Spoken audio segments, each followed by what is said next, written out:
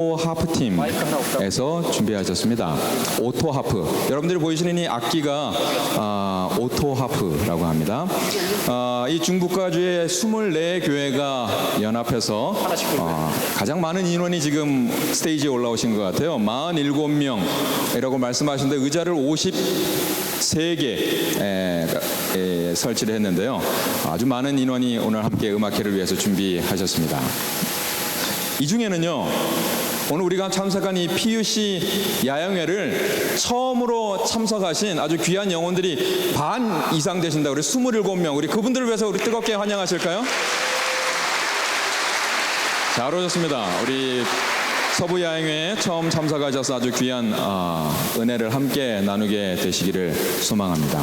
오늘 이 큰 오토 하프팀의 지도는 노스베이의 강명균 집사님께서 그동안 지도하시고 수고하셨어요. 오늘 앞에서 지휘해 주실 것입니다. 이 팀이요, 지금 47명으로 되어져 있지만 또 더 회원들을 모집하고 있다. 그래서 혹시 여러분들이 오늘 음악회를 들으시고 야, 나도 여기에 함께 조인하고 싶다 하시면 중가주는 마운틴뷰 교회에서 화요일 저녁 7시에 모여서 연습한다고 합니다. 북가주는 노스베이 교회에서 안식일 오후 1시에 연습한다고 합니다. 그래서 근처에 사시고 또 마음에 오토 하프팀을 나도 조인하고 싶다 하시면 누구나 환영하도록 하겠습니다. 오늘 오토 하프팀의 특별한 연주와 함께 또 중간에는 우리 찬조 출연으로 피아노 트리오가 있겠습니다. 바이올린에는 김서연, 첼로에는 조선, 피아노에는 오수옥 세 분이 또 특별한 피아노 트리오도 준비되어져 있습니다.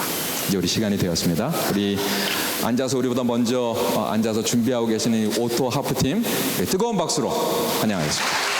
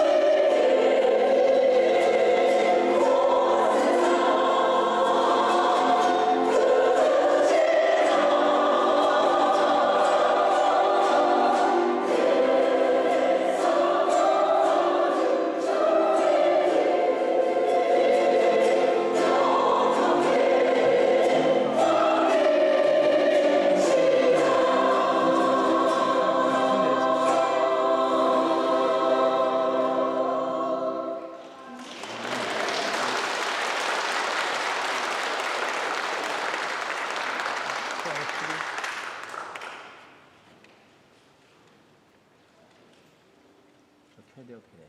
좀 많이 켜야지. 소리 좀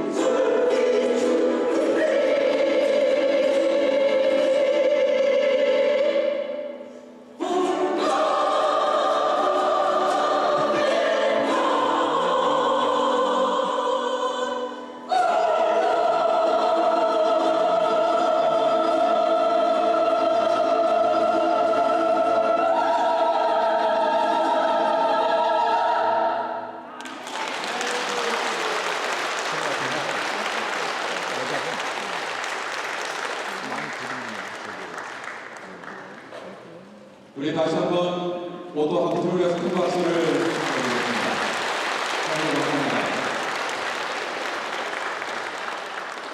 우리 하늘에 가면요, 제가 어렸을 때 배웠던 노래가 생각이 났습니다. 하늘 가면 흰옷을 입네, 내 아버지 집, 그러잖아요. 그래서 흰옷 입을 것 같아요. 그리고 또 어렸을 때 기억나는 게 뭔가 하면 먼 곳 하네, 내 아버지 집. 우리 하늘에 가면 흰옷 입고 하프 들고 계신 분들 만날 것 같은데 바로 이분들 같으세요.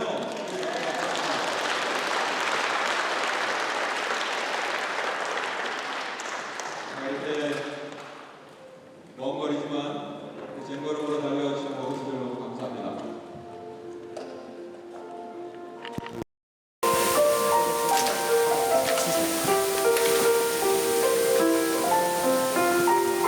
저도 그냥 피어서 쓰습니다.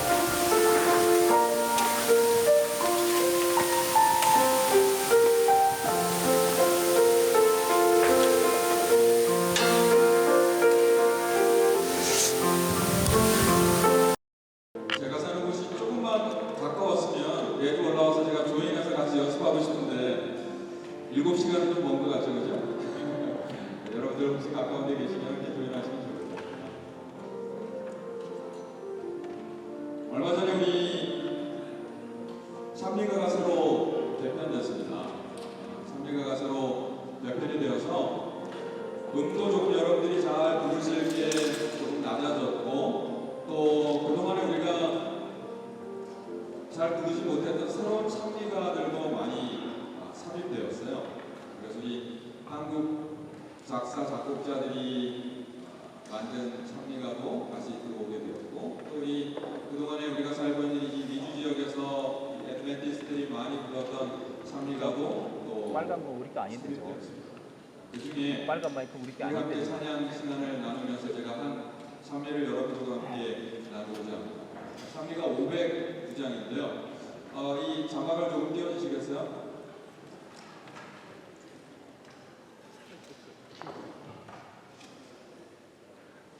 제목은 난 알겠네 주 인도하심을 이라고 하는 제목입니다. 우리가 다 누군가가 우리를 지켜주신다고 하는 것을 안다면 어두운 골짜기를 간다 할지라도 두려운 곳을 간다 할지라도 전혀 겁내지 않을 것입니다. 그런데 우리에게는 주 하나님께서 우리를 지키시고 인도해 주시겠다고 하는 약속이 있습니다.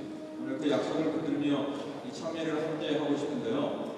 1절은 먼저 우리 찬양팀들이 함께 여러분들에게 불러드리겠습니다. 이런 찬미구나 잘 들으시고 다시 한번 불러보도록 하겠습니다. 무난하게 넘어갔죠.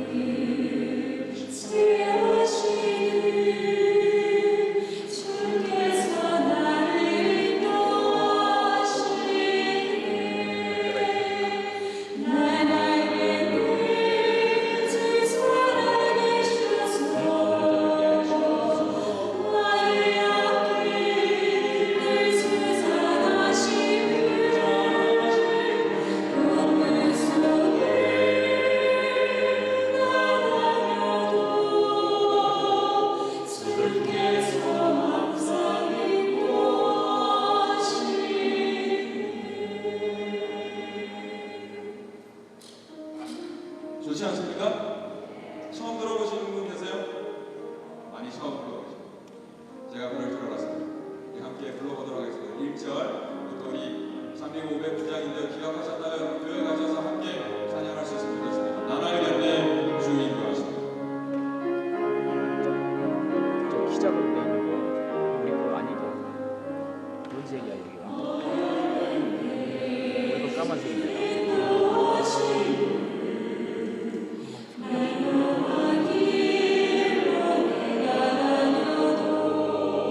갔다 볼게요.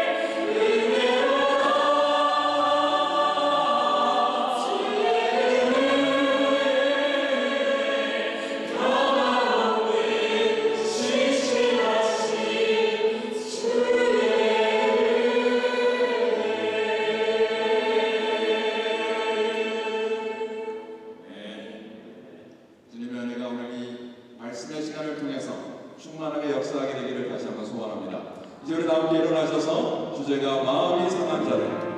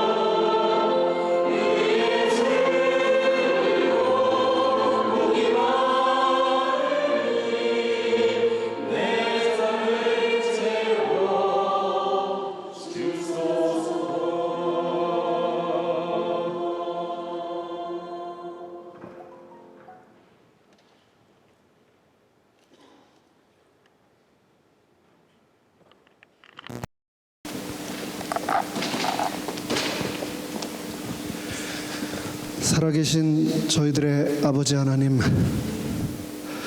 이 저녁 저희는 간절한 마음으로 아버지 앞에 머리 숙입니다. 우리의 산 소망이 되시고 내 마음속에 지금도 역사하고자 간절히 원하시는 우리 아버지 하나님을 만나는 소중한 시간 될 수 있도록 은혜 베풀어 주시고 축복하여 주시옵소서. 우리가 주님께 올려드린 거룩한 찬양의 제사를 통하여 하나님 영광 받으시고, 이 찬양이 우리 삶의 고백이 되게 하시고 기도가 되게 하여 주시옵소서.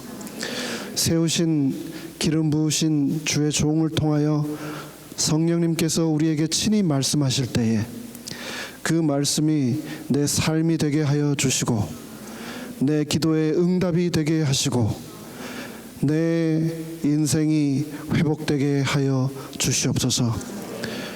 모든 말씀 예수 그리스도의 놀라우신 이름으로 간절히 기도드리옵나이다. 아멘.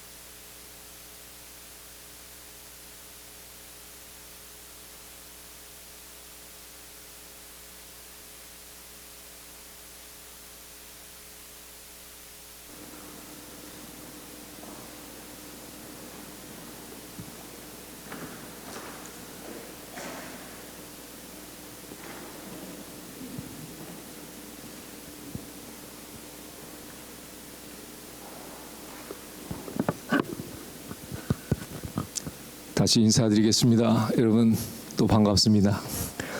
예. 제가 오늘 철학 이렇게 오면서 정말 우리 서부 지역 우리 성도님들 대단하시다 이런 얘기를 나눴습니다. 하루 종일 새벽부터 밤까지 이렇게 앉으셔서 말씀을 들으시고 하시는데 여러분 전혀 피곤하지 않으시죠?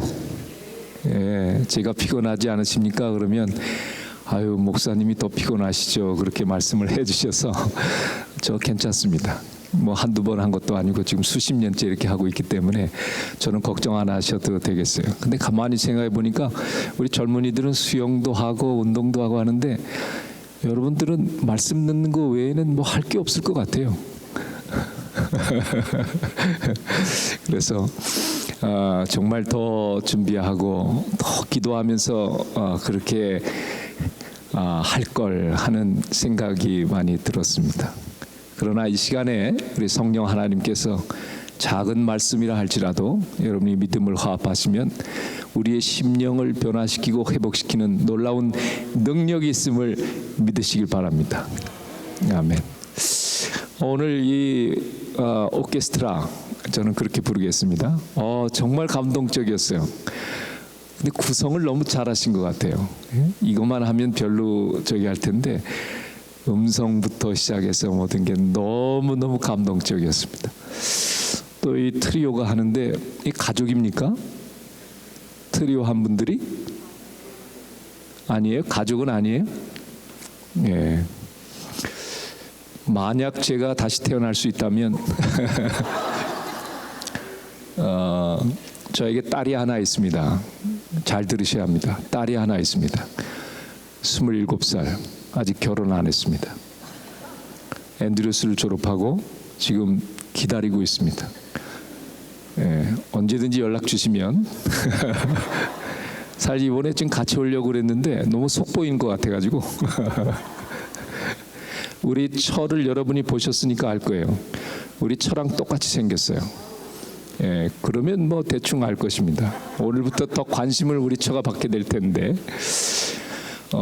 참 뭐 가족 계획을 한 건 아닌데 하나밖에 하나님께 주시지 않으셨어요.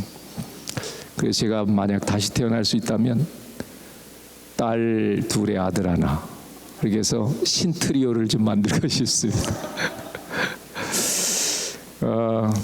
참 제가 은혜를 많이 받았어요. 예, 이 캠퍼스를 이렇게 구석구석 다닐 때마다 정말 얼마나 좋은지. 근데 여기 여러 번 오신 분들은 그렇게 별로 안 좋으신 것 같더라고요. 그러나 정말 너무너무 아름답고 너무너무나 은혜, 뭐 바라만 봐도 은혜가 충만한 그런 곳입니다. 우리 하나님께서 큰 은혜 주시길 바랍니다. 여러분 우리 교회의 이름이 몇 가지가 있습니다. 가장 많이 흔히 우리가 내부적으로 부르는 이름은 재림교회 또는 남은 교회 또 진리교회. 근데 밖에서는 우리를 뭐라고 부릅니까? 안식교회. 우리는 안식일교회라고 얘기하지만 그건 우리의 공식적인 이름은 아닙니다. 그런데 잊혀진 이름이 또 하나 있어요. 우리 교회의 잊혀진 이름. 재림교회, 안식교회, 남은교회, 진리교회 한 이름이 더 있는데 무슨 교회? 제7일 안식일 예수 재림교회. 5초의 기회를 드리겠습니다. 저는 지금까지 우리 교회를 이렇게 부르는 걸 들어본 적이 없어요. 제가 붙인 이름입니다. 그러니 뭐 아실 리가 없죠. 그런데도 혹시 이거 보세요. 아무도 모르시잖아요. 우리 교회의 진짜 이름은 예수교회입니다. 맞습니까? 영어로는 지저스가 빠져 있지만은 그 본질 속에 숨어 있기 때문에 예수교회가 맞아요. 우리 한글 이름이 너무 좋아. 제7일 안식일 예수 재림 교회. 한 번은 일요일교회 목사님이 이런 얘기를 했어요. 뭐라고요? 안식일 교회에는 건강기별과 안식일 그리고 다니엘 계시록 예언이 있지만 우리에게는 예수가 있다. 그러니까 안식일 아멘 하시면 안 돼요. 이거 일요일교회 목사님이 우리 교회를 비아냥거리면서 한 말씀이에요. 그러니까 그들이 생각할 때 우리 교회에 예수가 있다 없다. 제가 얼마나 충격적인 일이 있었느냐면요. 제가 광나루 교회라는 곳에서 4년을 심호했습니다. 그 광나루 교회는 광나루 신학대학 장로교회 본산인 이 장신대가 있는 입구에 있어요. 삼육동 같은 곳이에요. 그곳이. 근데 입구에 이단 교회가 떡 버티고 있으니 그 앞에 신학생들이 지나갈 때마다 얼마나 기가 막히겠습니까? 그런데 가끔 용기 있는 신학생들이 저희 교회를 찾아와요. 얘기를 해보면 몰라도 너무 몰라요. 2시간, 3시간씩 이렇게 쭉 이야기를 하면 이들이 고개를 끄덕끄덕 하면서 왜 우리 교수님은 이런 이야기를 안 해주시는지, 도서관에 가도 우리 교회에 대한 책이 없다는 거예요. 그래서 제가 이제 2시간, 3시간 이야기를 한 다음에 후배 목사, 장로교회 목사긴 하지만은 후배 신학생들이니까 내가 여러분들의 앞으로의 복음 사역을 위해서 기도해 줄 마음이 있는데 기도합시다 하면 기도 안 하려고 그래요. 억지로 제가 기도를 시켜서 같이 기도를 하면 끝나고 나서 뭐라 그러는지 아세요? 그렇죠. 그들은 우리 교회가 끝에 엘렌지 화이트의 이름으로 기도합니다 이런 줄 알았대요. 여러분 이 정도입니다. 이 정도. 신학생들이 이렇게 알고 있으면 일반 교인들은 어떻게 알고 있겠습니까?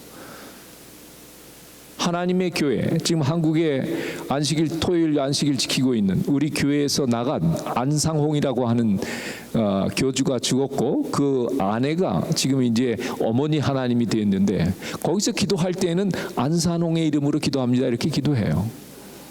그러니까 우리가 그런 류로 사이비로 취급을 받고 있는 것입니다. 한국에서. 우리 교회에 예수 그리스도가 계신지를 몰라요. 그럴 만도 하죠. 크리스마스 되면 뭐 불을 켜기를 합니까? 크리스마스 무슨 행사를 하기를 합니까? 저들은 예수와 상관없는 교회로 알고 있어요. 뭐 그것이 뭐 우리 교회의 사명과 우리 교회 본질하고 큰 차이가 있는 것은 아니지만 그들이 잘못 알고 있기 때문에 그렇긴 하지만은 제가 한번 깊이 고민에 빠지게 됐습니다. 우리 교회는 자랑스러운 예수 교회입니다. 예수 교회. 앞으로 여러분들이 우리 교회를 이야기할 때 재림교회, 안식일 교회 다 좋습니다. 그러나 여러분들 마음속에는 우리 교회는 무슨 교회야? 예수 교회. 예수 교회.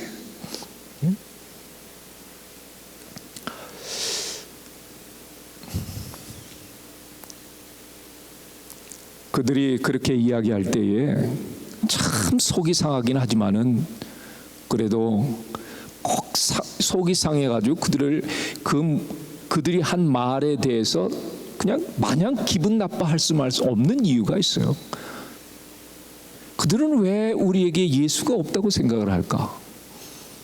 그리고 마지막 시대에 살고 있는 우리 남은 자손에게, 하나님의 남은 백성에게 예수가 있고 없고가 왜 그렇게 중요한가? 그 이유는 사도 바울이 말한 것처럼 만약 예수 그리스도께서 너희 안에 계시지 아니하면, 그걸 알지 못하면 너희가 버리운 자니라. 예수께서 나 모르겠다 하시겠다는 거예요. 우리에게 하나님의 남은 백성, 진리교회, 예수교회, 참된 안식교회에는 반드시 살아계신 예수 그리스도가 우리 안에, 내 교회 안에 있어야 합니다. 이게 진짜 남은 교회고 진짜 하나님의 참 교회이기 때문에 그렇습니다. 형제들아, 내가 너에게 나아가 하나님의 증거를 전할 때에 말과 지혜의 아름다운 것으로 아니하였나니 나인 내가 너희 중에서 예수 그리스도와 그의 십자가에 못 박히신 것 외에는 아무것도 알지 아니하기로 작정하였습니다. 내가 사는 목적, 내 전도의 기초, 내 신앙의 본질은 오직 예수 그리스도와 그의 십자가에 못 박히신 것뿐이다 라는 말입니다. 그러면서 바울은 자신의 이런 신앙을 위해서 빌립보 3장 7절로 9절에 고백하기를 다른 모든 것은 무익하다고 고백합니다. 그러나 무엇이든지 내게 유익하던 것을 내가 그리스도를 위하여 다 해로 여길 뿐더러 또한 모든 것을 해로 여김은 내 주 예수 그리스도를 아는 지식이 가장 고상함을 인함이라. 내가 그를 위하여 모든 것을 잃어버리고 배설물로 여김은 그리스도를 얻고 그 안에서 발견되려 함이니. 아멘. 그는 고백합니다. 나에게 세상은 아무것도 아니다. 다 배설물처럼 해롭고 오직 십자가의 예수님만이 나에게 참된 가치가 있고 나에게 가장 소중하다고 고백합니다.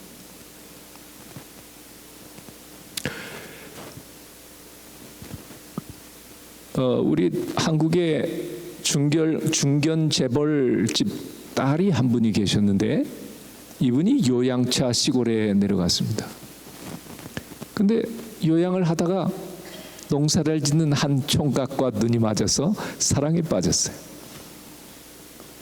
그래서 서로 사랑하다가 결혼을 해야 되겠는데 이 재벌집에서 그거를 용납을 안 하는 겁니다. 그래서 결국에는 이 맏딸이었는데 쫓겨나고 아버지는 그와 그 아이의 부녀지간의 관계를 끊어버렸어요. 근데 그분이 이제 결국 결혼을 했습니다. 그리고 그 총각이 우리 재림교인이었는데 농사를 지면서 신실하게 그렇게 살았어요. 근데 그분에게는 아들 둘과 딸이 하나 있었습니다. 그런데 이 딸이 피아노를 전공을 했는데 제가 시무하던 교회에 나오게 됐습니다. 그래서 이제 졸업 때가 돼가지고 거의 졸업할 때가 됐는데 이 어머님이 목사 사위를 얻고 싶어가지고 점 찍어둔 신학생을 소개를 했어요. 그래서 신학생하고 선을 보게 된 것입니다. 그런데 이 아가씨가 모르게 총각이 마음에 드는 것 같긴 한데 지금 졸업하자마자 뭐 해야 되니까 자기 친구들은 졸업하면 놀고 싶고 마음껏 하고 싶은 일들이 많은데 이제 졸업하자마자 결혼을 하면 뭘 해야 돼요? 교회 가서 목회를 해야 되잖아요. 이 아가씨가 신앙은 좋긴 한데 너무 그게 너무 싫은 거예요. 그래서 안 하겠다. 그래서 저와 우리 처가 열심히 설득을 해서 참 착해요. 제 말을 잘 듣습니다. 그래서 제가 그랬어요. 너는 다시 태어나도 이런 총각 절대로 만나지 못할 거다. 근데 설득이 됐어요. 그래서 이제 사귀기로 했습니다. 근데 이제 조건부로 사귀게 됐어요.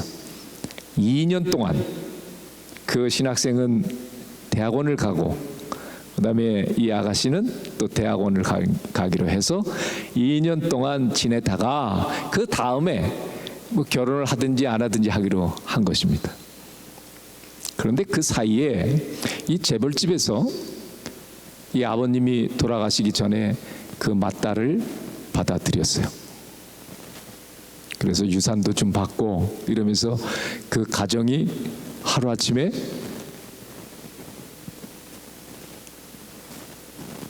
감당하기 어려운 그건 여러분들이 생각하십시오.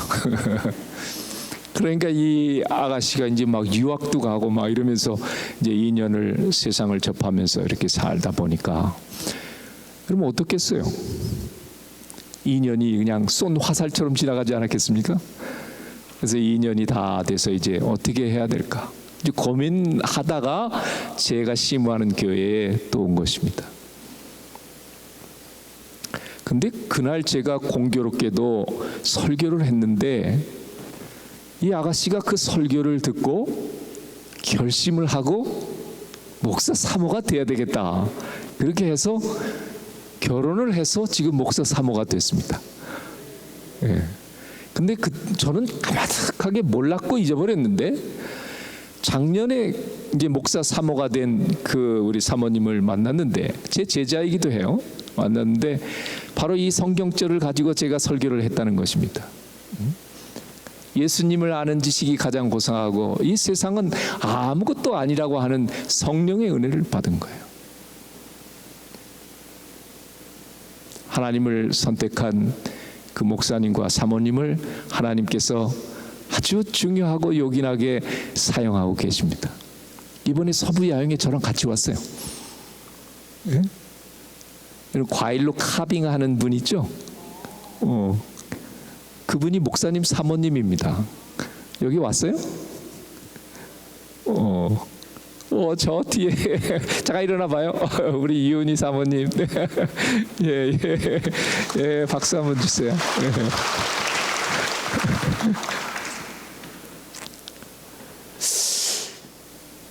참 뭐라 그럴까요?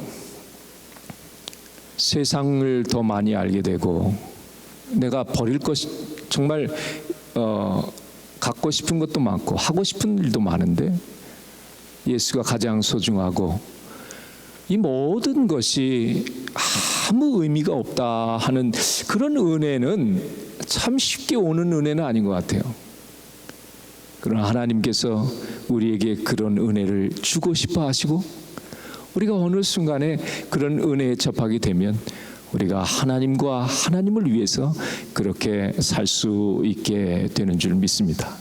여러분과 저에게도 그런 같은 은혜가 충만하시기를 바랍니다. 그런데 여기서 예수 신앙에 대한 바울의 고백을 들여다보면 가장 핵심적인 단어가 아는 것이라고 하는 것을 우리가 알 수가 있어요. 이게 보시면 형제들아 하면서 예수 그리스도와 그의 십자가에 못 박힌 것 외에는 아무것도 알지 아니하기로 작정하였다. 그러면서 여기 아는 것에 대해서 이야기하고 있습니다. 그 다음에 빌립보 3장에도 예수 그리스도를 아는 지식이 가장 고상함을 이랍니다. 오늘 저는 이 두 본문의 말씀을 가지고 예수 신앙의 핵심적인 두 가지 사항을 여러분과 함께 나누기를 원합니다. 여러분, 왜 아는 것이 중요할까? 우리가 아주 귀에 못이 박히도록 들은 말씀은 이 안다라고 하는 것은 그냥 단지 지식적으로만 아는 것이 아니라고 하는 사실을 우리가 너무나 잘 압니다. 어찌됐든 간에 아는 것이 대단히 중요하다. 왜 그런가? 예수 그리스도에 대해서 잘못 알거나 무지하면, 그래서 오해하게 되면 신앙이 왜곡되기 때문에 그렇습니다. 그런 예들을 우리는 구약에서 얼마든지 찾아볼 수 있음을 알고 있습니다. 예수님께서 이 땅에 오셔서 하나님에 대해서 오해하고 있는 이스라엘 백성들에게 집중적으로 가르친 것은 너희가 신뢰하고 믿고 섬기는 그 하나님은 너희들이 생각하는 그런 하나님이 아니다는 것이. 그러면서 하나님에 대해서 예수 그리스도께서 몸소 자신을 통해서 보여주시고, 여러분 사복음서를 하나하나 보실 때마다 하나님의 품성과 하나님에 대한 오해를 수정하기 위해서 얼마나 예수님께서 애쓰셨는지를 여러분 보실 수 있을 거예요. 그들이 얼마나 빗나갔고 잘못된 신앙 속에 있었는지를 우리는 요한복음 5장 베데스다 교회를 통해서 우리가 이미 보았습니다. 왜곡되는 것입니다. 만약에 우리가 예수 그리스도에 대해서 지식적으로 알고 있다 할지라도 우리가 아는 것만큼 믿음을 가지고 우리가 아는 것에 반응하지 못하면 우리는 10중 8구 빗나간 신앙, 왜곡된 길에서 신앙을 하고 있을 확률이 100%입니다. 여러분, 하나님 믿는 사람에게 가장 어려운 일이 무엇일까요? 어떤 어떤 분이 그랬어요. 하나님 믿는 사람에게 가장 어려운 것은 하나님을 믿는 것이다. 그래서 하나님을 믿는다고 하는 그리스도인에게 가장 어려운 것은 하나님을 믿는 것이다. 머리로는 아는데 정말 하나님을 믿는다면, 그분이 살아계셔서 나와 함께 하심을 믿는다면 어떻게 그렇게 아주 술술술 거짓말할 수 있냐는 거예요. 어떻게 그렇게 얼굴색 하나 변하지 아니하고 교만할 수 있느냐는 거예요.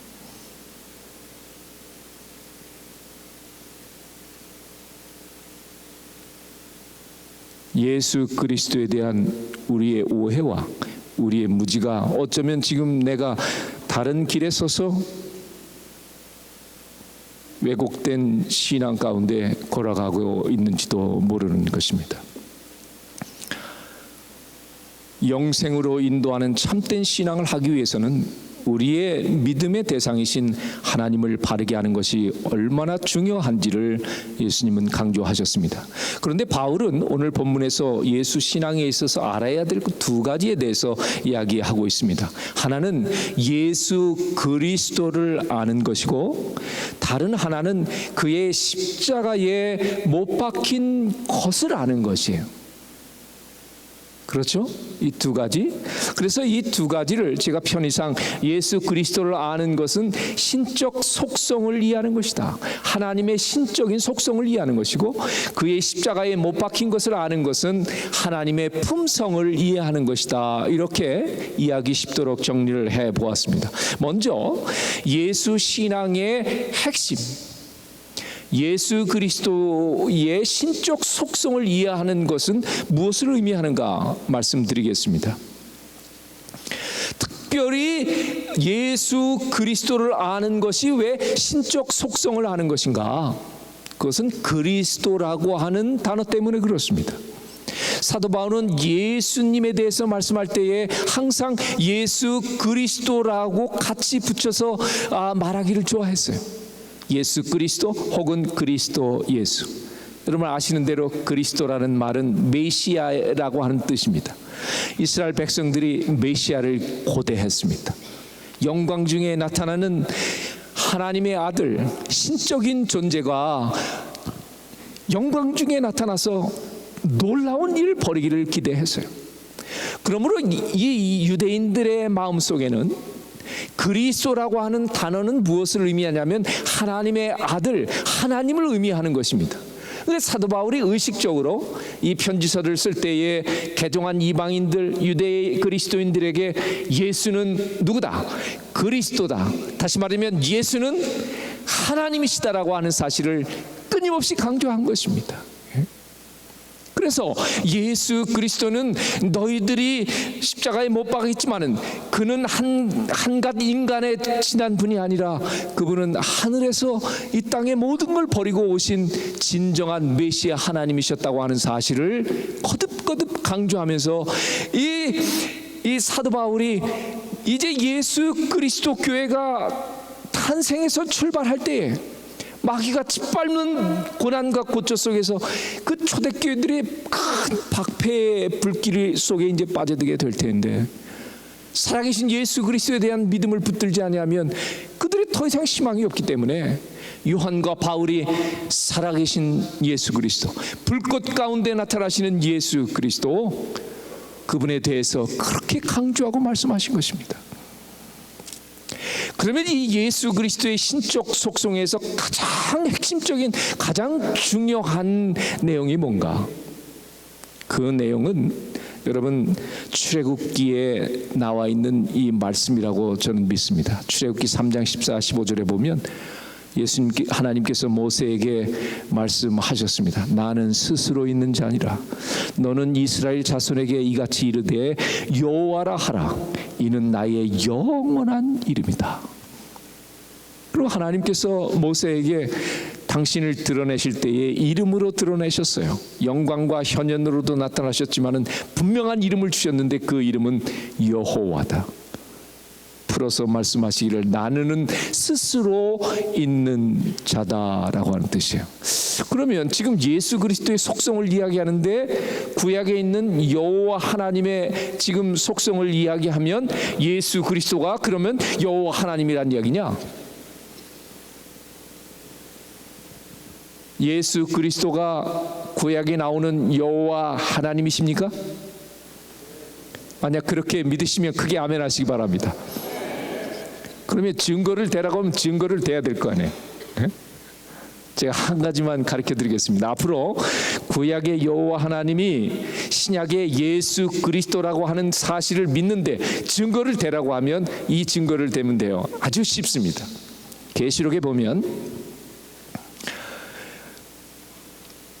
계시록 1장 8절에 주 하나님이 가라사대 나는 알파와 오메가라 이제도 있고 전에도 있었고 장차 올 자여 전능한 자라 하시더라. 여러분 이 말씀은 예수님께서 요한에게 하신 말씀이에요. 그래서 요한계시록 1장에 보면 나는 알파와 오메가의 처음과 나중이라는 이 구절이 두 구절이 나옵니다.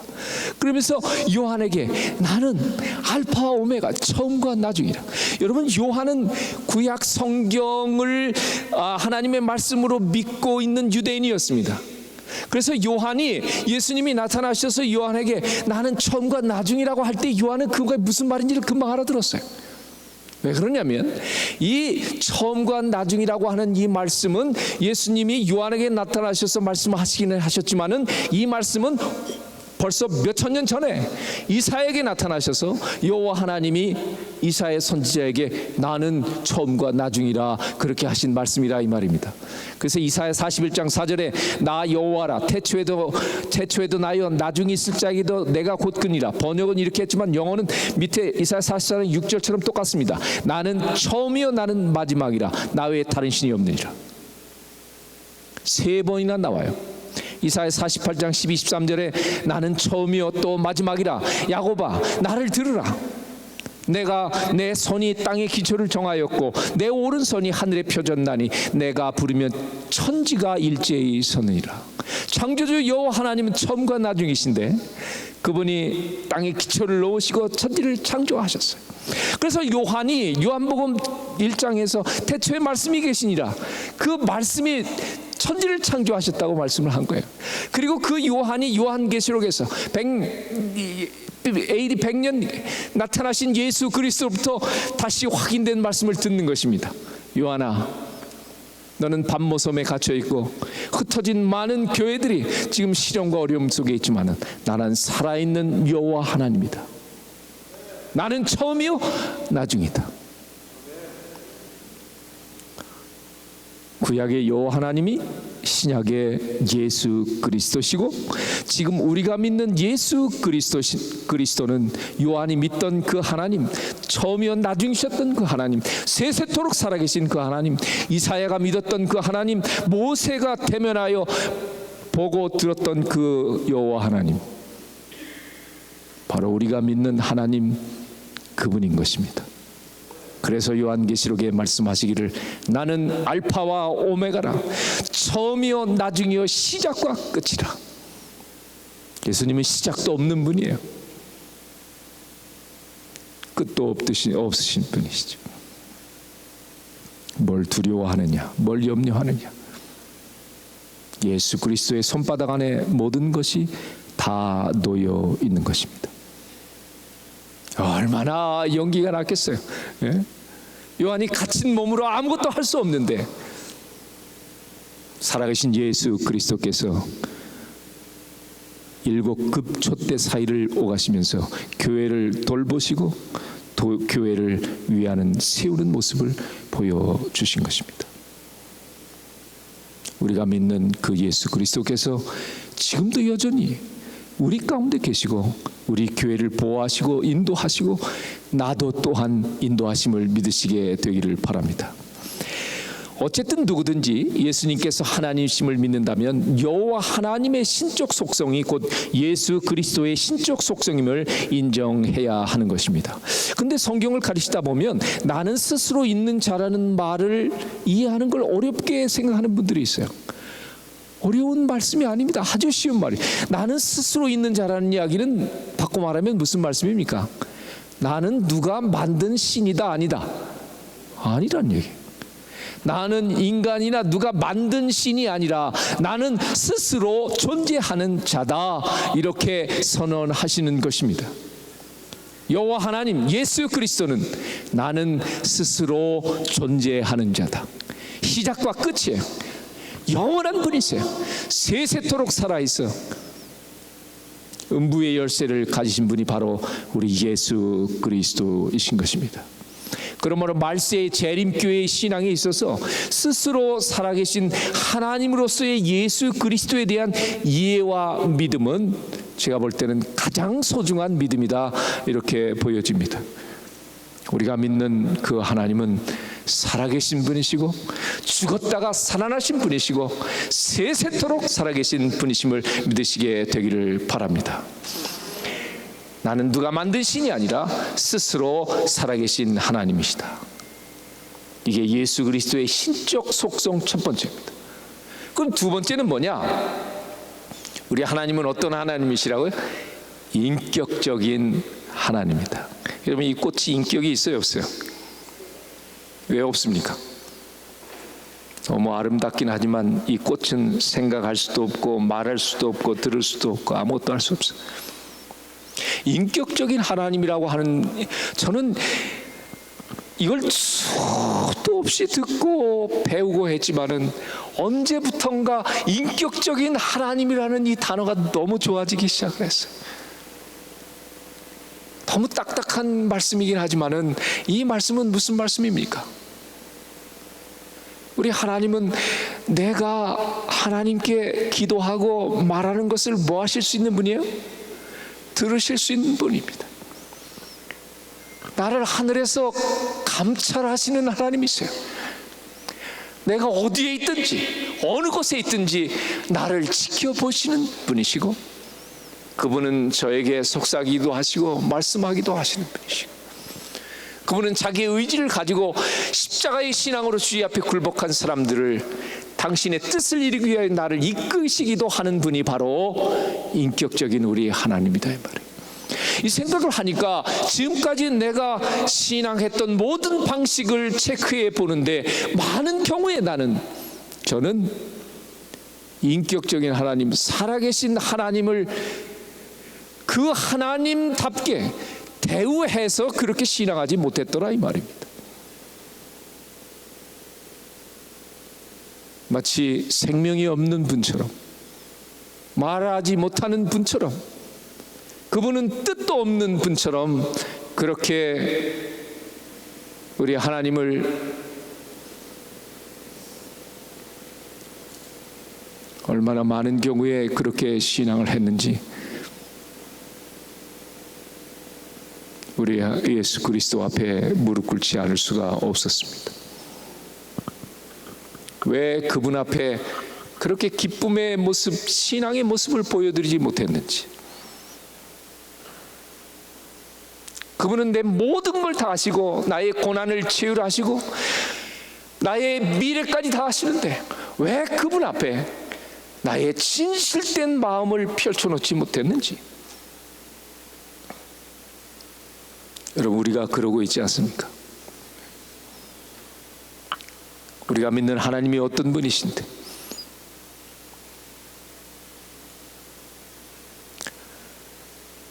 만약에 오늘 이 자리에 오신 우리 모든 성도님들이 살아계신 예수 그리스도의 신앙을 회복하고 이 동산을 내려간다면 서부 지역의 교회들이 뒤집어질 거라고 저는 믿습니다. 저분이 이번 서부 야영에 다녀오더니 달라졌어.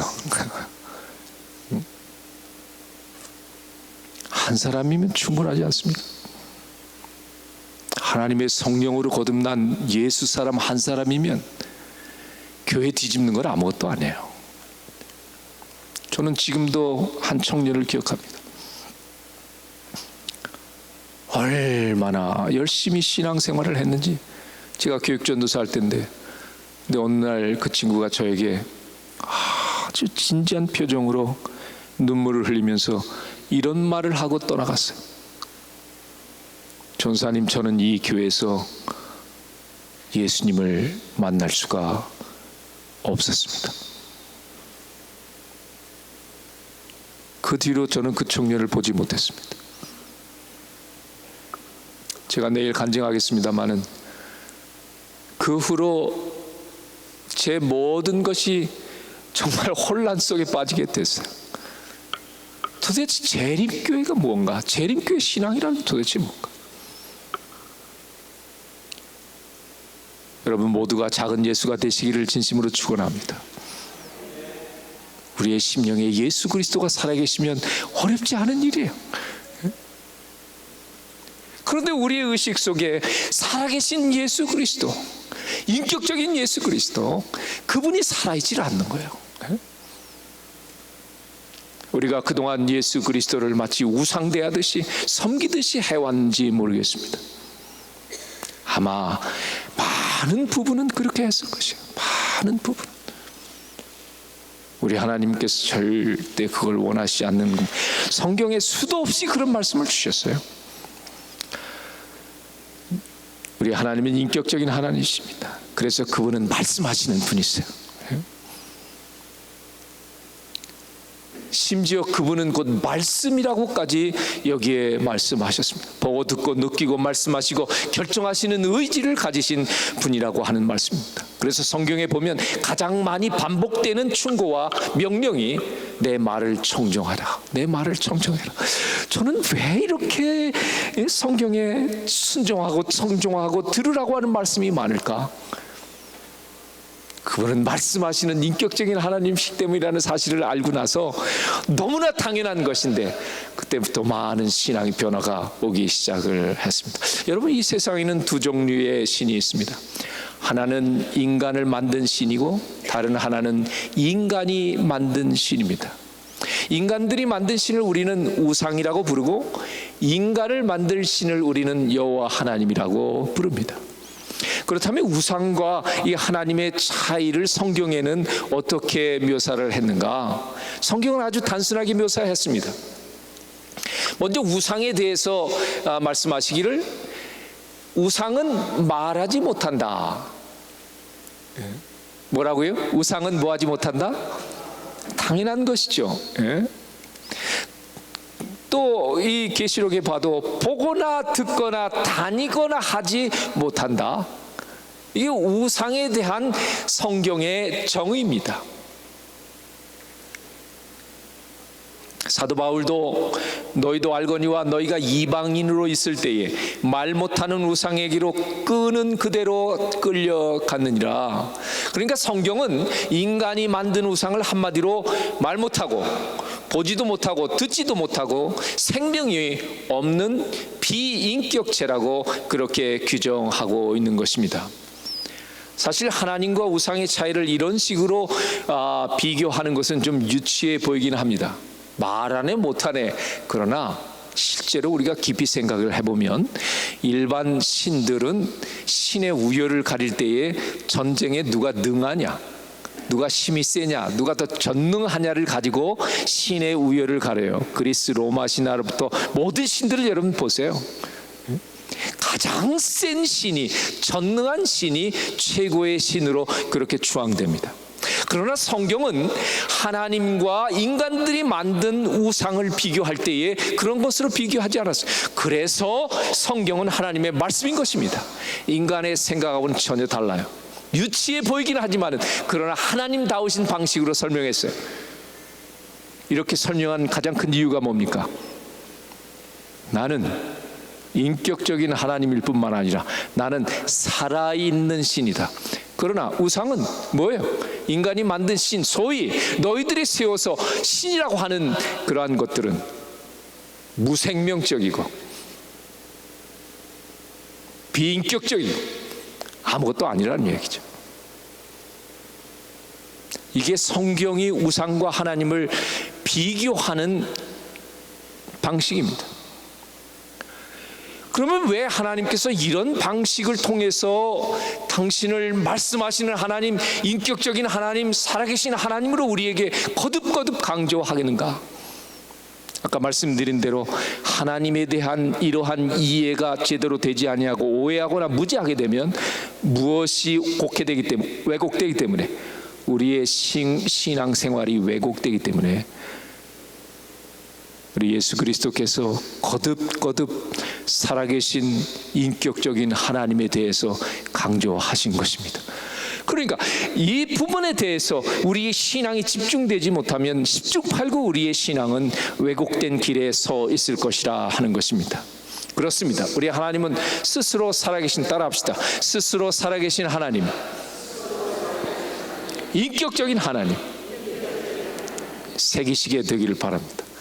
이제부터는 여러분들이 안식일을 맞든 가정 예배를 드리든 하루의 생활을 사시든 늘 내 마음에 들어오길 원하시고 나와 함께 하시는 그 예수 그리스도에게 못할 말이 없고, 그분에게 여러분이 무엇이든지 말씀할 수 있잖아요. 그러면 그 좋으신 우리 하나님께서 우리의 생애를 인도하시고 위로하시고 가장 좋은 길로 우리를 인도하실 것입니다. 그래서 제가 첫날에도 말씀드렸듯이 우리의 신앙이 비록 예수의 이름을 부르고 있지만은 혹시 예수 미신이 아닌가? 나는 과연 예수의 참된 신앙을, 예수 신앙을 하고 있는가? 계속해서 우리에게 되묻고 되물어야 할 것입니다. 점쟁이나 무당을 찾아가서 자신의 소원을 이야기하고 소원을 비는 사람들의 모습을 보면 그리스도인들이 하나님 앞에서 기도하는 것보다 훨씬 더 진지한 것을 우리가 볼 수 있습니다. 그 사람들은 무당이 써주는 부적을 그리스도인들이 하나님의 말씀을 소중히 여기는 것보다 더 소중히 여깁니다. 용하다는 무당을 찾아가서 구슬 한번 하기 위해서 그 사람들이 지불하는 액수를 보면 그리스도인들이 하나님 앞에 바치는 헌금의 액수와는 비교가 되질 않아요. 그러나 그럼에도 불구하고 우리는 그들을 가리켜 신앙인이라고 말하지 않습니다. 무당 앞에서 아무리 진지하고 아무리 거액을 헌금한다 하더라도 그런 사람들을 가리켜서 미신을 쫓고 있다라고 말하지 결코 신앙한다고 말하지 않습니다. 그러므로 미신과 신앙의 차이가 무엇인가? 그것은 미신은 나의 무엇을 가지고 신을 변화시키려고 하는 시도를 하는 게 미신입니다. 그런데 신앙은 그 하나님께서 나를 어떻게 하실 거다, 살아계신 그분께서 나를 변화시키실 거라고 하는 믿음을 가지고 그분 앞에 굴복될 때에 신앙하는 사람은 자신이 변하는 걸 경험하게 돼요. 그러므로 내가 20년 30년을 신앙을 했는데도 나는 변한 게 없는 것 같아, 겸손하게 생각해서 그렇게 말씀하실 수 있지만은 자신은 알아요. 만약 그게 사실이라면 나는 예수라고 하는 내 욕심을 투사시킨 예수 그리스도를 만들어 놓고 예수라는 우상 앞에 미신적인 신앙을 지금까지 해오신 것입니다. 그 예수는 내 손을 들어줘야 해요. 내가 변화될 리가 없죠. 그러나 만약 살아계신 예수 그리스도 앞에 굴복하고 그 예수께서 나를 변화시키도록 나를 맡기면 만 하루만에도 그 사람이 변화되는 걸 여러분들이 목격하셨을 것입니다. 저는 목회하면서 여러 차례 그런 걸 봤어요. 한순간에 사람을 변화시켜요. 그러므로 신앙과 미신의 차이점은 바로 나의 변화 유무에 달려 있습니다. 여러분 한번 생각해 보십시오. 구하기 전에 모든 걸 아신다고 예수님이 말씀하셨는데 내가 믿는 하나님이 그런 하나님이라고 생각되면 내 기도가 어떻겠습니까? 그런데 만약 아무것도 모른다고 생각하면 나의 신앙이 어떻게 바뀌겠습니까? 저는 지금까지 목회하면서 폐업 예배 드려달라는 분은 한 번도 못 봤어요. 개업 예배는 뭐 정말 가는 데마다 개업 예배는 많이 해들. 제가 처음 목회 시작할 때는 개업 예배 가면 축복 기도를 많이 했는데 나중에는 이제 좀 연륜도 쌓이고 이렇게 되니까 개업 예배 가서 축복 기도 대신 어느 목사님 말대로 아버지 하나님 이분의 믿음만큼만 복을 주십시오. 이렇게 이제 기도하게 되더라고요. 여러분 개업하면 신앙이 더 좋아질까요? 더 나빠질까요? 네? 뭐 다른 그런 거 아니겠지만은 10중 8구 안 좋아집니다. 그렇지 않겠어요? 가게 문에 앉아가지고 문에 들어오는 사람만 바라볼 거 아니에요. 지나가는 사람이 내 가게로 들어오나 안 들어오나만 바라볼 거 아니에요. 네? 바빠지면 저녁 예배 잘 나오다가 못 나올 거 아닙니까? 10중 8구 신앙이 성장할 리가 없어요. 그런데 하나님께서 이렇게 놔뒀다가는 이거 안 되겠다 해서 장사가 안 되게 해서 폐업하게 됐어요. 정말 믿음 좋은 사람이라면 그때 폐업 예배 드려야 돼요, 안 드려야 돼요? 하나님이 다 하시기 때문에 좋은 것으로 주시지 않겠느냐 했지 않아요? 내가 지금 절망 가운데서 폐업은 하지만 하나님께서 더 좋은 길을 아시고 인도해 주실 것을 저는 믿습니다. 목사님 감사합니다. 오셔서 폐업 예배 들어주십시오. 한 번도 못 봤어요. 네. 만약 그분이 살아계시고 나에게 가장 좋은 것이 무엇인지를 안다고 믿고 우리가 신앙한다면 그럼 우리의 신앙이 어떻겠습니까? 곰곰이 한번 좀 생각을 해보세요. 예수님은 하나님을 우리 아버지라고 이렇게 말씀을 하셨는데 많은 경우에 마치 호적에 내 아버지의 이름은 누구누구라고 적어놓은 것 외에는 그 아버지와 날 아무 관계와 상관이 없어요. 그런 신앙을 하는 분들이 너무나 많이 있습니다. 저는 첫 목회지가 서울 36 중학교였습니다. 성경도 가르치고 교회에서 전도사로도 일을 했는데 하루는 그 아침에 교무실에서 한 선생님, 여자 선생님이 박장대소를 하면서 웃고 난리가 났어요. 그래서 선생님들이 무슨 일인가 궁금해서 그 선생님 주위에 다 모였습니다. 저도 궁금해서 가보니까 옛날에는 지금도 그렇게 하는지 모르겠지만 이제 입학을 하면 이제 입학생들에게 집에 가정 환경 조사서 써오라고 그러잖아요. 네? 근데 이 1학년 입학한 학생이 환경 조사를 받아서 갔는데 자기가 다 쓸 수 있을 것 같아서 써왔는지 아니면 부모님이 늦게 들으셔서 부탁을 못했는지 어쨌든 내긴 내야 되니까 자기가 써갖고 왔는데 그 내용이 가관이었던 거예요. 이름, 성별, 나이, 직업, 학력 다 썼는데 이 관계라는 말이 무슨 말인지 모르는 거예요. 그 여기다 뭐라고 써야 돼요? 부, 모, 제, 뭐 이렇게 쓰든지 뭐 해야 될 거 아닙니까? 이 친구가 고민을 한 것 같아요. 근데 뭐라고 쓴 줄 아십니까? 뭐라고 썼을 것 같습니까, 여러분? 예? 이상한 생각하시는 분들이 계시는데 이게 관계다. 그러니까 이 친구가 여러분 이 친구가 지금 목사가 됐어요. 제 제자인데 지금 열심히 목회를 하고 있습니다. 이 친구가 거기다 뭐라고 썼냐면 좋다라고 썼어요.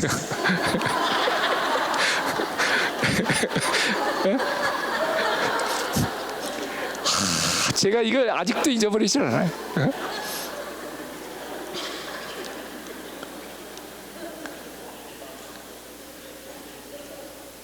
웃지만 마시고 영적 교훈을 얻으세요. 야, 기가 막히지 않습니까? 단지 그냥 부모 제가 아니에요. 가족이라고 하는 건 그런 거 아니겠습니까?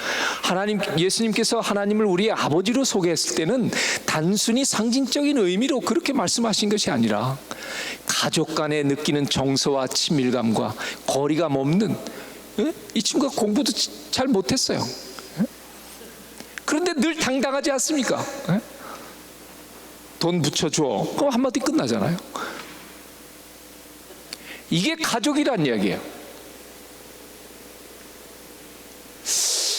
하나님께서 우리 아버지시라면 우리에게 정말 원하시는 것, 그 살아계신 아버지인 우리 하나님께서 우리에게 원하시는 건 뭘까? 제 동기 목회자 중에 지금 미국에서 목회하는 피 목사님이 계십니다. 근데 이 목사님이 그 신학교 다닐 때쯤 괴짜였어요. 근데 제가 직접 본 건 아니고 전에 들은 이야기인데, 이분이 산속을 이렇게 기도하러 가면 이렇게 누가 있나 없나 보고 저쪽에 가가지고는 거기서 그냥 뭐 손놀이를 하고 뭐 하늘을 보면서 이러고 난리가 나요. 왜 이렇게 정신 나간 짓을 거기서 혼자 하고 있는가?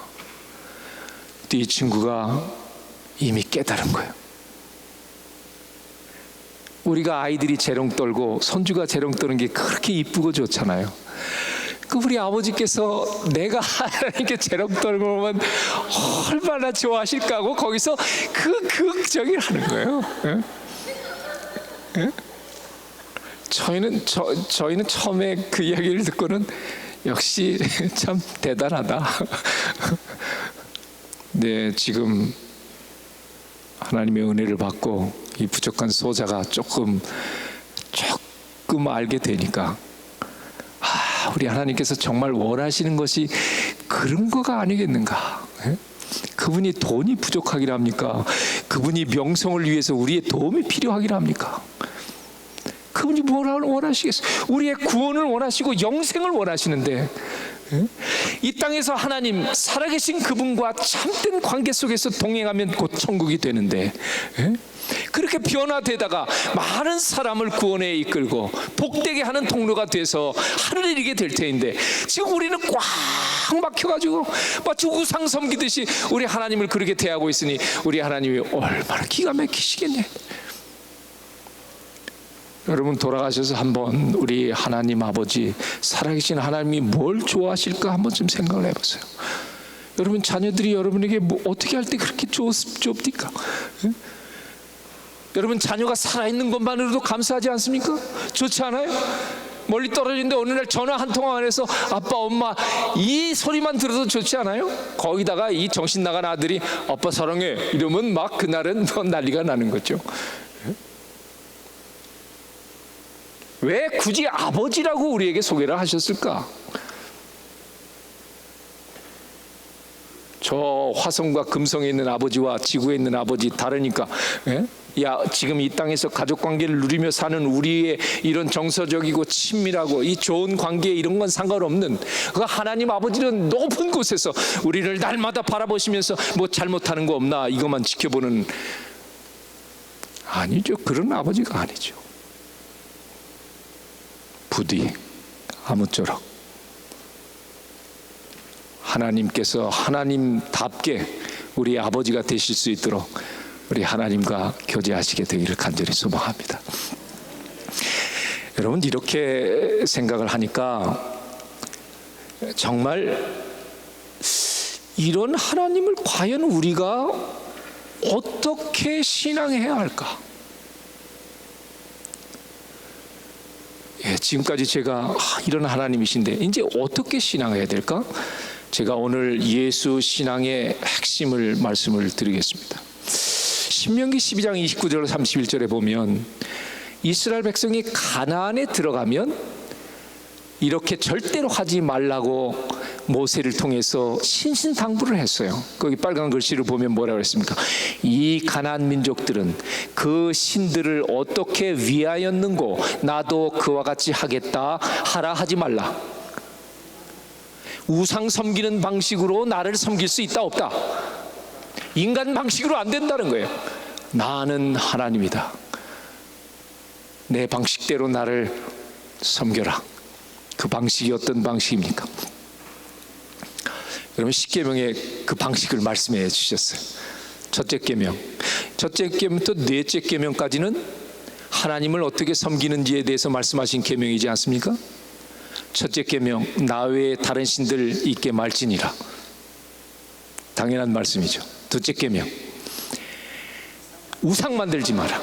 하나님의 형상이라 할지라도 만들지 말라. 하나님께서 자존심 상하는 것입니다.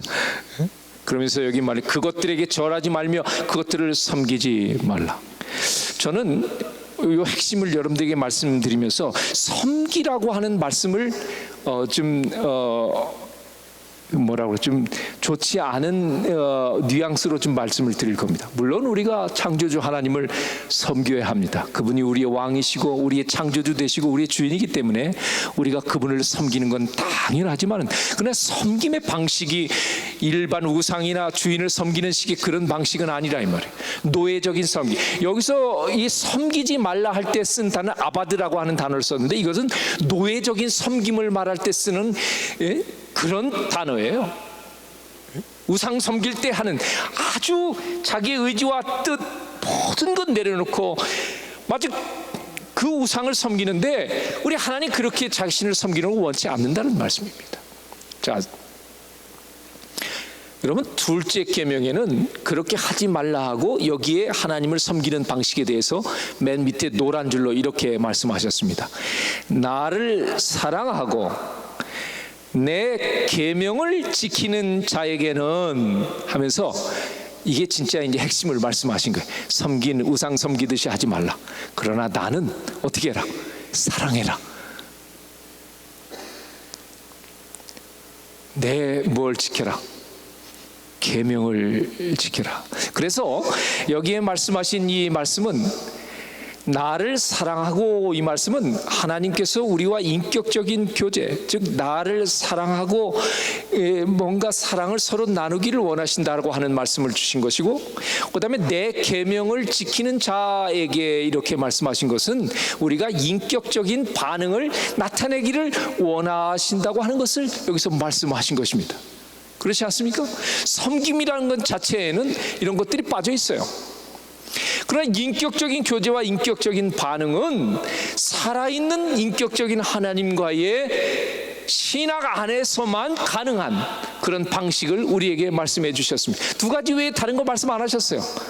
십계명에, 예수님도 신약에서 강조하신 십계명에 하나님 사랑하고 이웃 사랑 말할 것도 없고, 사랑하고 그 다음에 뭐 하라? 내 계명을 지키라.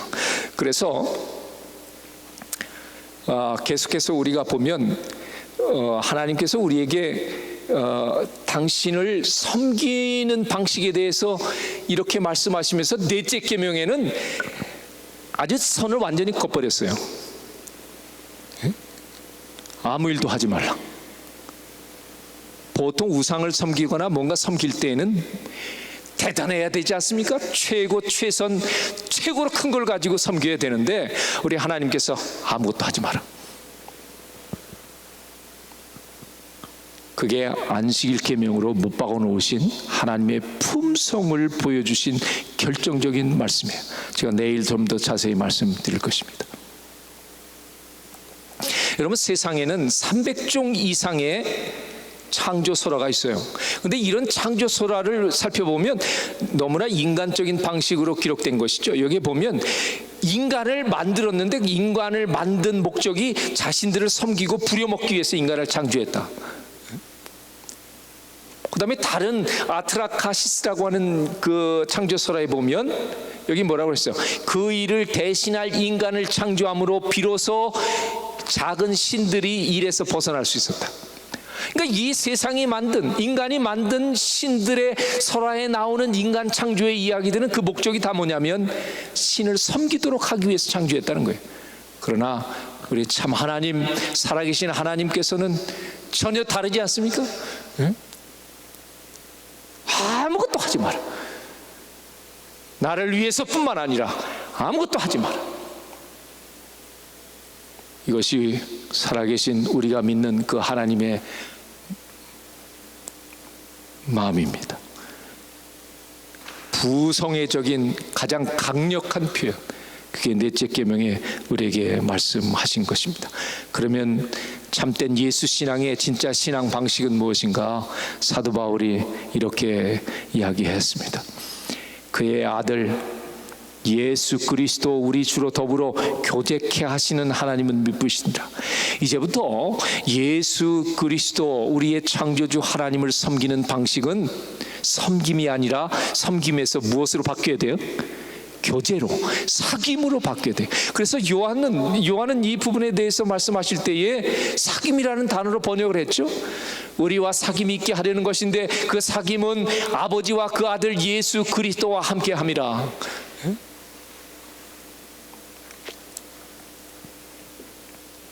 그럼 예수님은 어떻게 말씀하셨을까요? 사귐에 대해서 예수님은 어떻게 말씀하셨을까요? 우리 예수님은 말씀하지 않으셨어요. 그러면 말씀하시는 대신에 이 땅에 오셔서 친히 교제가 무엇인지를 보여주셨습니다. 심지어 죄인하고까지라도 뭐가 됐어요? 친구가 되어주셨다. 이게 살아계신 우리 하나님께서 얼마나 우리와 소통하고 교제하고 나누기를 원하시는지를 보여주신 게 예수님이 이 땅에 오셔서 산 생이었다, 이 말씀입니다. 여러분, 신앙의 회복은 섬김에서 사귐으로의 회복이 되어야 될 줄로 믿습니다. 하나님의 열망임을 믿으시게 되기를 바랍니다. 예?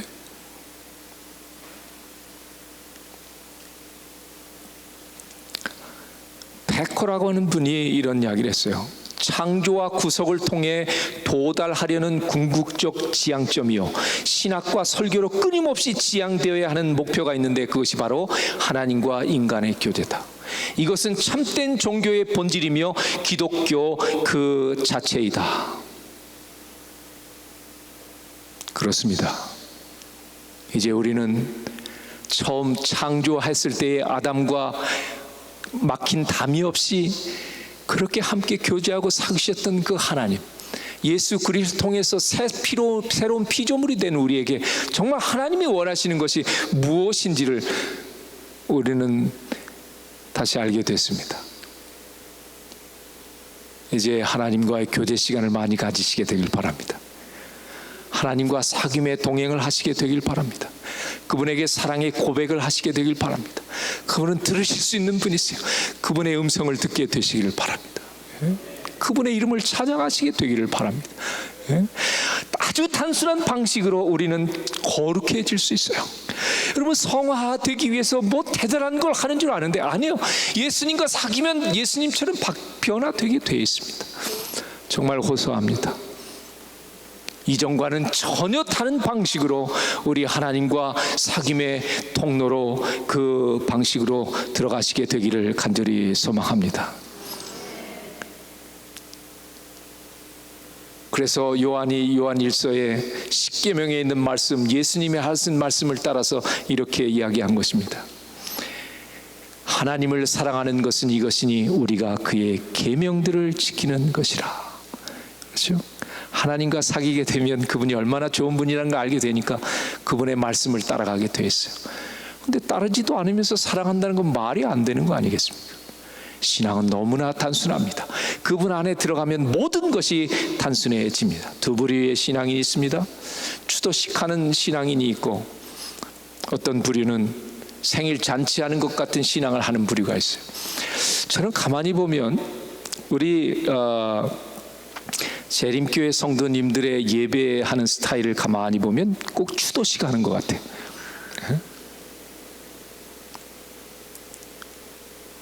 그 성만찬 예식을 해도 꼭 무슨 시체 덮어놓은 것처럼 허연 보대기 씌워놓고서나 그러고 하죠. 제가 외국에서 공부할 때 가보니까 성만찬 예식을 하는데 덥지도 않고 막 과일, 포도 막 주렁주렁 해놓고 뭐 해서 아, 이거 얼마나 좋은지. 우리는 유전적으로 뭐 그런 게 있는 것 같아요. 이게 다 우리의 토속적인 신앙 안에서 믹스된, 이렇게 섬기는 방식이 우리 하나님이 좋아하고 원하시는 방식일 거라고 하는 것이 우리도 모르는 사이에 우리의 유전자 속에 들어있는 것 같아요. 그것이 꼭 나쁘다는 건 아니지만, 그러나 이제는 하나님께서 정말 뭘 원하실지를 생각하시게 되길 바랍니다. 주 안에서 기뻐하라, 항상 기뻐하라 하신 분이 우리 분이에요. 여러분, 생일잔치하고 추도식의 차이가 뭡니까? 생일잔치는 주인공이 살아있다고 하는 것, 그 차이예요. 살아있는 주인공을 축하하고 기뻐하는데 노래가 있고 박수가 있고, 너무 기쁘고 행복하잖아요. 우리 재림교회가, 특별히 서부 지역 재림교회가 정말 매일 예수 그리스도와 함께 기쁨의 잔치가 열리는 그러한 우리의 신앙, 우리의 예배 생활, 우리의 신앙 생활이 되시기를 간절히 소망합니다. 제가 이제 말씀을 좀 정리하겠습니다. 제가 제일 좋아하는 그림입니다. 주님과 함께 춤을 추십시오.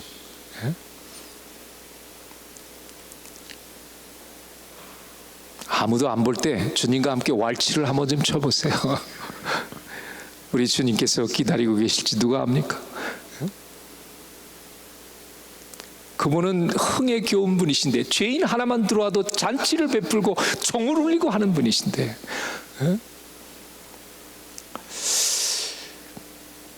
두 번째, 십자가에 달리신 것을 아는 것, 예수 그리스도의 신적 품성을 이해하는 것, 이거는 뭐 더 설명이 필요 없습니다. 너희 안에 이 마음을 품으라 곧 그리스도의 예수의 마음이니. 예수의 마음을 사도 바울은 언급하면서 묘사하기를, 그분이 낮아지시고 인간 되시고 십자가에 죽기까지 복종하신 것을 예수님의 품성으로 그렇게 묘사했습니다. 이걸 한마디로 이야기하면 뭐라고 얘기할 수 있어요? 우린 겸손이다 그렇게 흔히 이야기하는데, 이것은 겸손뿐만 아니라 이 속에 뭐가 있습니까? 사랑이 들어있고 자비가 들어있고, 결국 십자가에서 그분이 달리실 때에 하나님이 어떤 분이시라고 하는 사실을 그제서 마귀도 그제서 알게 된 거예요. 하나님께서 이 땅에 인간이 되셔서 십자가에 달리실 걸 마귀 상상도 못했죠. 그때에 예수님이 가장 잘 알려졌는데, 이 십자가에서 무엇이 알려졌습니까? 사랑과 하나님의 자비가 알려지게 됐죠. 하나님의 품성입니다. 이런 품성을 가지신 분이 이 땅에 오셔서 어떻게 사셨습니까? 나는 섬김을 받으려 함이 아니라 섬기고 내 목숨까지 주려고 왔다. 즉 섬김과 희생이 그분의 삶의 모습이었습니다. 그렇다면 예수 그리스도의 신앙 안에 들어있는 그 안에서 사는 우리의 생활은 어떻게 하겠습니까? 예수 그리스도의 모본을 따라서 섬김과 희생의 삶이 되지 않겠습니까? 예수 신앙으로 똘똘 뭉친 사람은 분명히 이런 모습으로 그의 삶이 점철될 것입니다. 이제 정리합니다. 여러분, 이제는 예수님과는 친근히 교제하시고 사람들은 죽게 하듯 섬기시게 되기를 바랍니다. 오늘 제가 모든 드린 말씀의 요약이고 결론입니다. 그동안 우리는 거꾸로 해왔지 않습니까? 우리가 만약 거꾸로 해왔다면 우리는 예수 신앙을 한 게 아니에요. 예수 미신적인 신앙을 한 것입니다. 변화도 안 되고 기쁨도 없고 그렇게 원치 않는 섬김으로 우리 하나님을 섬겼는데, 우리 하나님이 정말 원하시는 것이 무엇이었습니까? 마리아가 발밑에서 말씀 듣는 거 그렇게 좋아하지 않으셨습니까? 한 가지만으로도 족한데 우리의 생각은 너무나 많은 것을 하나님께서 원하시는 줄 알고 그렇게 살았다 이 말이에요. 그리고 세상에 나가서 사람들을 섬기는 것입니다. 누가 뭐라고 해도 우리 교회는 예수 신앙을 하는 예수 교회입니다. 남은 자손의 예수 신앙이란 사랑과 믿음으로 하나님의 계명을 기쁨으로 순종함으로 살아계신 예수님과 교제하고 그분이 주신 충만한 기쁨으로 이웃을 구원하기 위하여 예수님처럼 이웃을 뭐하는 것이다? 섬기는 것이다. 아멘입니다. 정말 아멘입니다. 네. 이게 제 표어입니다. 한번 따라해 보실까요? 오직 예수, 항상 예수, 끝까지 예수, 영원히 예수, 영원히 예수.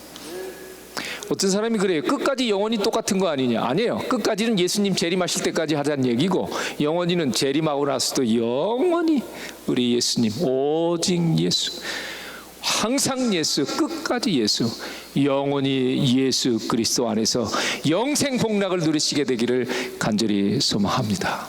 기도하겠습니다. 살아계신 우리 아버지, 우리가 그동안 예수의 이름을 부르고 예수의 이름으로 많은 일들을 한다고 하였지만 우리 하나님이 정작 원하시는 것이 무엇인지 오늘 다시 한번 주의 앞에 묻습니다. 아버지, 말씀을 통해서 우리에게 말씀해 주셨사오니 이제 살아계신 우리 하나님이 정말 원하시는 것이 무엇인지 고민하게 해 주시옵소서.